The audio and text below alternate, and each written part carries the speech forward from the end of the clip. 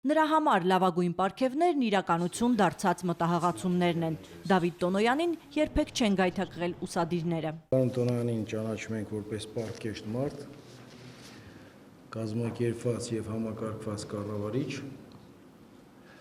եւ հայրենասեր մարդ եւ սպա։ Հաջողությամբ հաղթահարելով նախկին բավականին պատասխանատու պաշտոնի դժվարությունները, ստանձնում է արտակարգ, ոչ ավելի հեշտ նորը։ Վարչապետն ասում է, պաշտոնի անվանումն արդեն հուշում է դժվարությունների մասին, բայց Տոնոյանի ուժերին առավել քան վստահ է, նախարարությունն էլ կայացած է։ Բայց ինչքան էլ համակարգը կայացած լինի, երբևիցե իդեալական կառավարման համակարգ գոյություն չունի,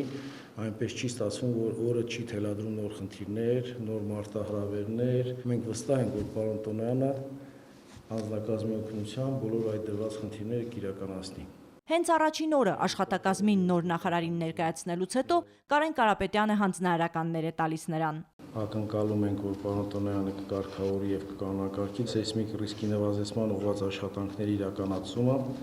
ինչպես նաեւ աղետների վաղ ազդարարման համակարգի զարգացումը։ 10 համայնքներում այդ աշխատանքներն իրականացնելու համար վարչապետը 6 ամիս ժամանակ տվեց։ Փրկարարական, վթարահարավ վերականգնողական, աղետների հետևանքների նվազեցման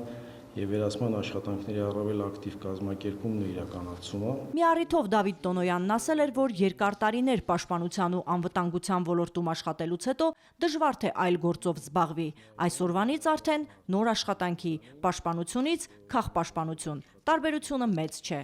Ռուզաննա Վարդերեսյան, օրակարգ։